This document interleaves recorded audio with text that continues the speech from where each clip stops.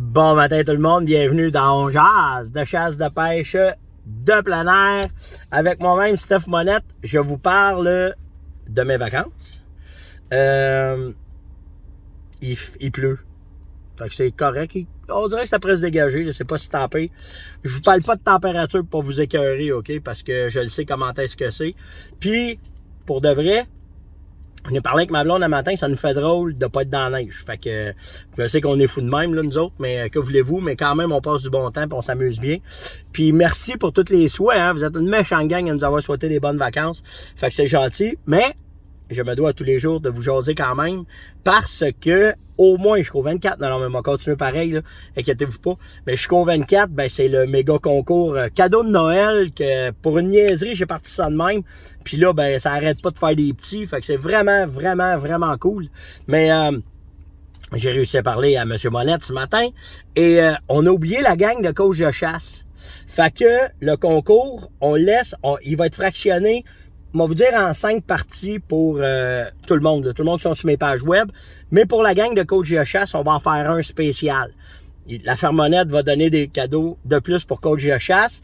Puis, on a peut-être débloqué des budgets. Puis on va peut-être aller acheter des affaires ici. Puis qu'on va vous dire, ben ça embarque dans le cas. En tout cas, on est après à penser à de quoi. Mais là, si vous voulez avoir une chance de plus, parce que là, ça vous donne au moins 5 chances si vous partagez puis vous likez, puis vous commentez. Pas liker. Vous partagez puis vous mettez un commentaire, OK? Ça vous donne à tous les jours une chance. En plus, si vous allez vous abonner à Coach de chasse puis vous mettez un commentaire dans Coach de chasse dans la même vidéo, parce que la vidéo est partagée dans Coach de chasse, ça vous donne une chance de plus. Fait que là, les chances s'accumulent une en arrière de l'autre. Fait que j'espère que ça fait votre affaire. Puis j'espère que ça va vous donner des chances de plus de gagner. Là, en fin de compte, on va avoir au moins 6 tirages, là, si ça allonge pas notre affaire, puis ça continue de même. Puis merci d'embarquer dans cette folie-là, parce que les boutiques lâchent pas aussi. Là, j'ai parlé avec la gang de Chasse Dépôt, puis ils rajoutent des bijoux. Là. Fait que, ils ont des bijoux spécialisés pour les chasseurs. Ils ont rajouté un collier. Il y avait les boucles d'oreilles, mais là, ils ont rajouté un collier. Fait que c'est vraiment nice que quand ça embarque de même. L'ami Sport m'a envoyé une photo des liners pour donner. Fait qu'on va avoir des liners chauffants à mettre dans vos gants. Fait que ça lâche pas. Et Saco Beretta ne laissait pas passer ça.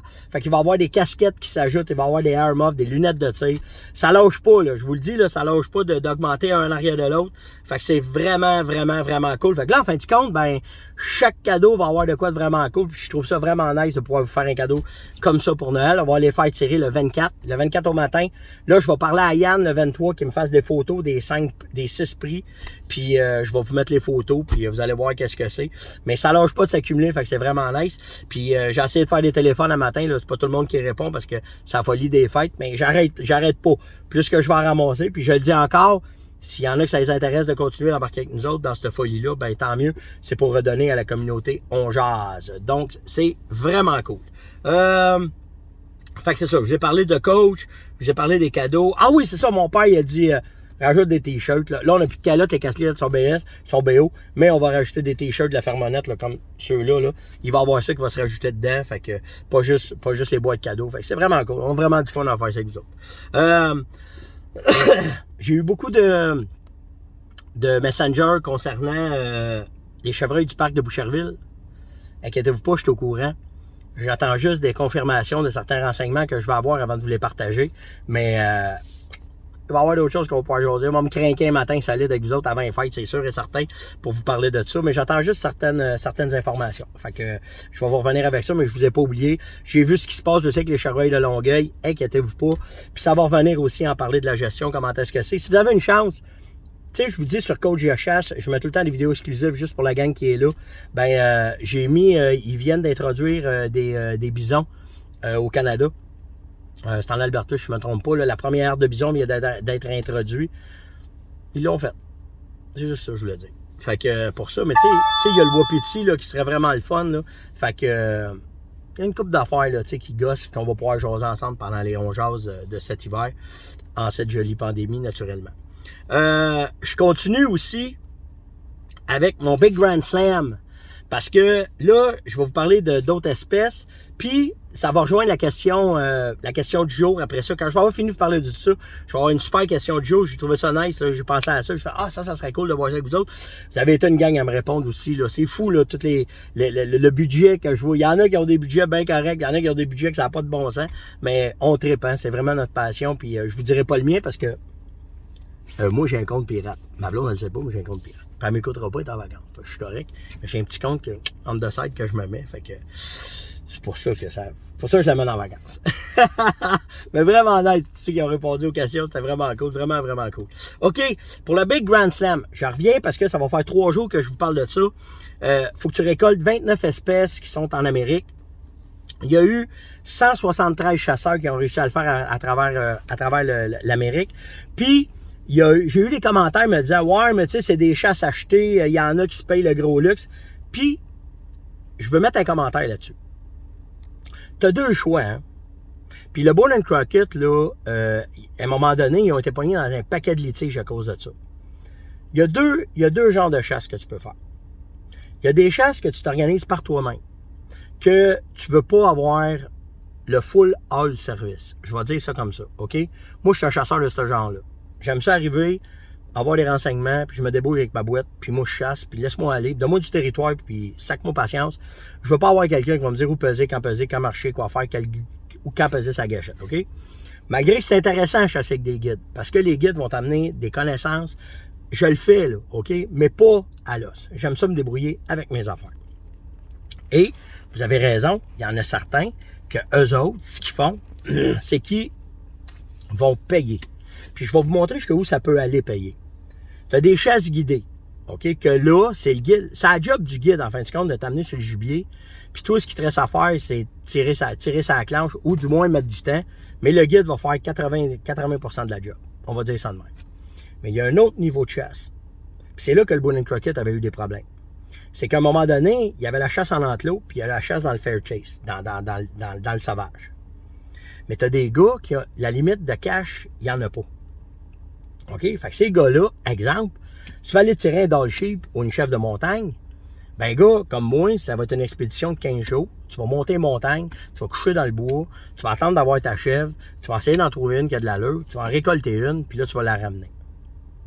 Mais il y en a, c'est pas compliqué. Chasser la chèvre de montagne ou le doll sheep ou n'importe quel, le stone sheep, peu importe.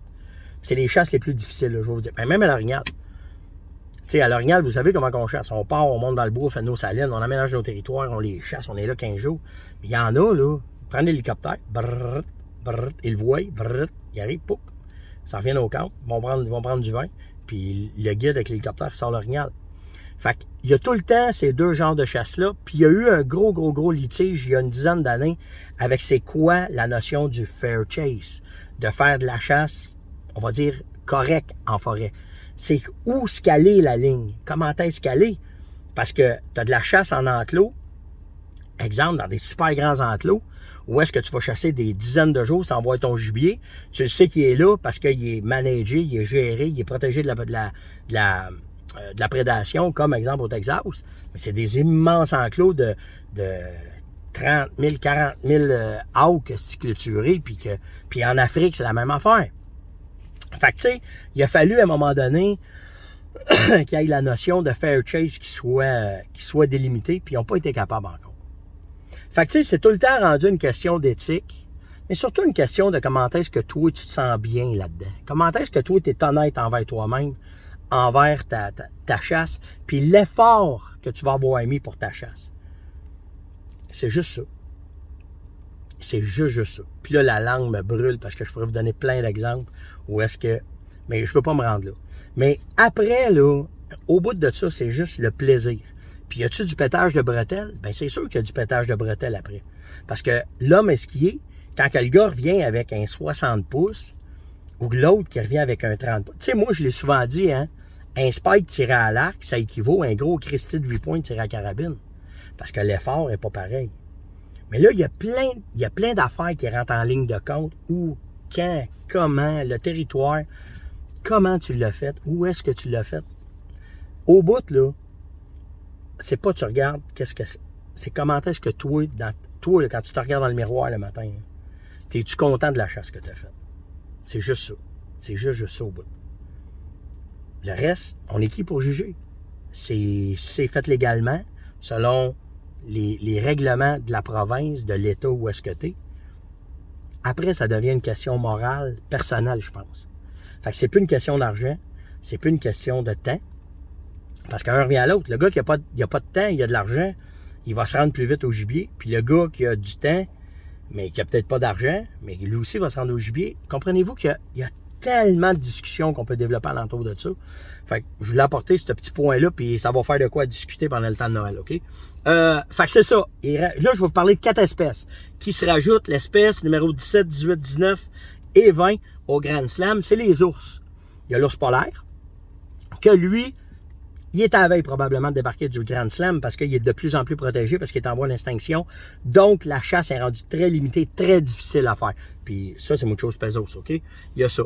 L'ours va peser 1000 livres, mais comme je vous dis, ils sont sur le bord probablement de l'enlever du Grand Slam parce qu'il ne fait plus partie de ça. À cause de sa protection. En tout cas, c'est mon opinion. Il y a le Alaskan Brown Bear. OK? Celui-là, on le trouve en Alaska et sur certaines places sur la côte ouest canadienne. OK? Lui, il va peser entre 500 et 1000 livres. OK? Après ça, tu ajoutes le Grizzly Bear, l'ours grizzly, que lui, on le retrouve, c'est l'ours le plus intelligent avec l'ours noir, puis c'est celui qui est le plus dangereux à chasser. C'est celui qui court le plus vite, 50 km/h, puis c'est celui qui a appris vraiment à travailler avec l'homme. OK? Fait que lui, l'ours grizzly va peser, dans mes affaires, attendez, j'ai mis ça, entre 500 et 800 livres, tout dépendant de la grosseur, de l'habitat, où est-ce qu'il est, puis toute la quête. Puis le dernier, non le moindre, c'est l'ours noir, que lui est répandu dans 35 États américains, le Mexique et le Canada, bien entendu. Et l'ours noir, tout dépendant de son habitat, et s'il va en hibernation, OK, c'est là que le poids va varier. Parce qu'il peut aller jusqu'à 500 livres, mais on a vu des spécimens jusqu'à 700 livres. Puis ça, c'est parce que, tout dépendant de l'état, il n'y a pas besoin d'aller en hibernation. Puis là, ben, c'est pour ça qu'il peut venir plus gros. Fait que c'était l'On-Jase de ce matin. J'espère que vous appréciez. Likez, partagez, invitez, surtout commentez. Mais bien important, partagez pour le concours de Noël, les cadeaux de Noël. Puis partagez, commentez pour les cadeaux de Noël. Juste un petit commentaire, c'est tout. Puis, je vais vous aider à commenter. La question du jour. Votre chasse de rêve, c'est quoi? C'est quoi dans le top de votre bucket list, là? C'est quelle qui dit, ah, celle-là, il faudrait vraiment que j'y aille un jour. J'aimerais vraiment ça l'essayer. C'est quoi votre chasse de rêve? La chasse que vous aimeriez faire. Je ne vous parle pas de la mienne. Je vais vous parler de la mienne demain. Passez une excellente journée. Faites attention à vous autres. Puis, on se parle demain. Ciao!